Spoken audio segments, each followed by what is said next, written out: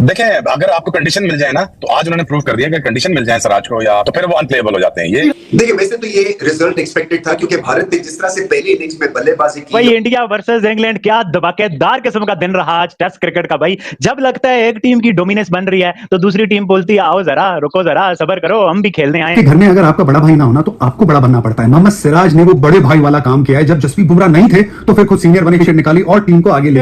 मुझे नहीं लगता कि अब इसके बाद इंग्लैंड का चांस है कि वो जीतेगा। बुमराह चले जाए, विराट कोहली चला जाए, उनकी टोटली टीम आप 11 के 11 प्लेयर्स उठा के साइड पे रख दें, 11 के 11 नए प्लेयर्स आगे रख दें, वो इससे अच्छा परफॉर्म करें। उनके लोड़े लगा दिए इंडिया ने। Mohammed Siraj true match winner. भाईजान इसे कहते हैं वर्ल्ड क्लास बॉलिंग। जो आपका शाहीन अफरीदी करता है उसको तो कहते हैं वो वर्ल्ड क्लास बॉलिंग है। ऑनेस्टली स्पीकिंग, मैंने दोनों फास्ट बॉलर्स की बॉलिंग को बहुत जबरदस्त एंजॉय किया। इसलिए एंजॉय किया कि उन्होंने कोई चला किया, कोई तीसरा प्लान दूसरा प्लान नहीं किया। उन्होंने आके अच्छे एरिया पे नए बॉल को इस्तेमाल किया है और उसका रिजल्ट आपके सामने। और ये session without any shadow of doubt India की जानिब रहा है, और इंडिया ने बहुत कमाल की परफॉर्मेंस दिखाते हुए 6 खिलाड़ी इस सेशन में आउट किए हैं। 6 खिलाड़ी। सिराज को आप बॉलर नहीं मानते टेस्ट मैच का? आप पिछले प्रोग्राम में कह चुके। मैं अभी भी कहता हूं कि मुझे उस लेवल का वो बॉलर नजर नहीं आता, क्योंकि तो कभी आपका लेवल क्या है? कोई मेरा लेवल अल्लाह का शुक्र। दोस्तों, सिराज और कृष्ण की शानदार बॉलिंग की वजह से इंग्लैंड मात्रा 23 रन की लीड ले सका इंडिया।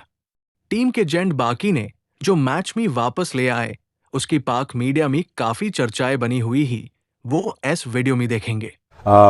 आस्क में इट्स इम्पॉसिबल टास्क, और आप फिटनेस के बगैर ये अचीव नहीं कर सकते। But hats off to Indian cricket board, जिन्होंने इतना इन्वेस्टमेंट की उन पे और उनको खिलाया और उनको आगे लेके कैरी करते रहे और खिलाते रहे, और उन्होंने भी वेल रिस्पॉन्डेड, जिसे कहते हैं जो डकट और रूट और मतलब बाकी आपने उड़ा के रख दिया।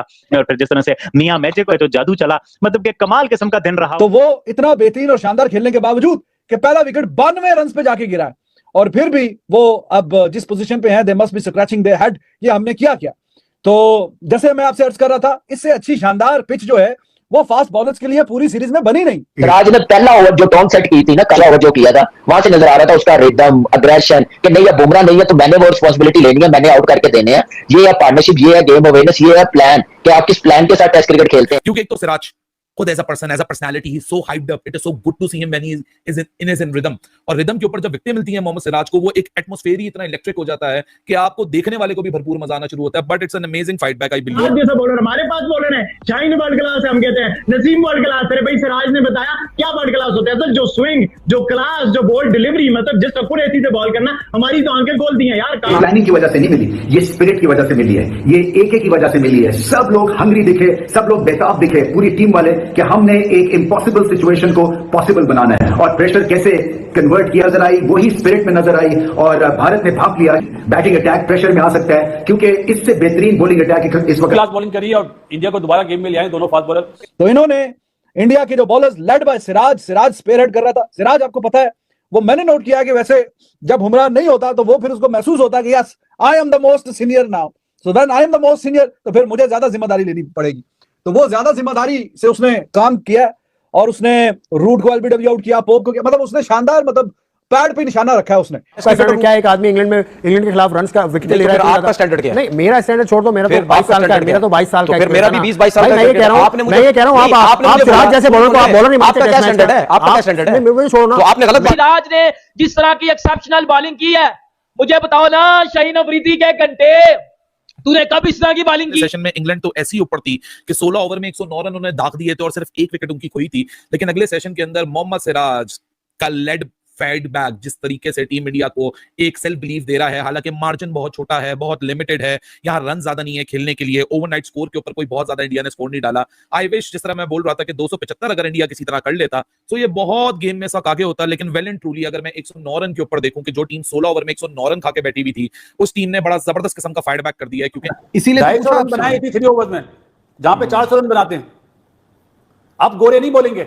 आई थिंक जो डिफरेंस है बुमराह में, शामी में और मोहम्मद सिराज में, ये इनकी लेंथ थोड़ी आगे है, और जहां गेंद स्विंग होता है वहां ये मुश्किल हो जाते हैं बैट्समैन के, जो अवॉइड करना मुश्किल है। आप या तो उसको प्रॉपर खेलेंगे, अगर आप बीट होंगे तो देयर इज ऑलवेज।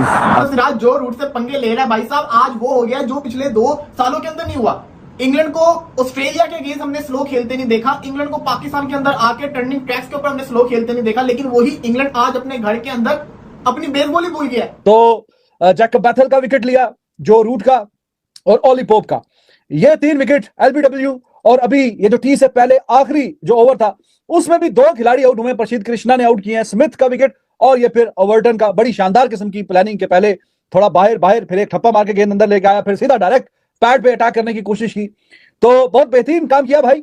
हमने यही अर्ज किया था पिछले सेशन में कि आप ये लंच ब्रेक में जाएं, जरा थोड़ा सा कोई रिफ्रेश हो, कोई आपस में बातचीत करें, कोई प्लानिंग करें, किस ठप्पा कहां पे करवाना है, किस एरिया में बॉलिंग करवानी है, और थोड़ा सा कम बैक करने की कोशिश करें। तो इंग्लैंड के पास सिर्फ 9 विकेटें हैं, 7 विकेटें वो गिरा चुके हैं। Now India is in tail, और जिस तरीके से इंडिया की टेल की 4 विकेटें सिर्फ महज 6 रन के ऊपर गई थी, इंडिया को एक्जैक्टली वो रेप्लिकेट करना पड़ेगा, क्योंकि रन्स नहीं है ज्यादा खेलने के लिए। और मेरी बात याद रखिएगा, मैंने आपको पहले भी बोला था कि पहली इनिंग्स में जिस टीम का टोटल ज्यादा होगा वो टीम ये टेस्ट मैच को ज्यादा बेहतर पोजीशन से जीत सकेगी। और जिस तरीके से इंडिया फाइनली रियलाइज किया उन्होंने लंच के बाद कि क्या हम गलती कर रहे थे, और लंच के बाद आके जो 15-20 मिनट प्रेशर बना के रखा, उसके बाद एक बाय एक करके विकेट गिरती रही। लेकिन Mohammed Siraj, oh my man, oh you beauty,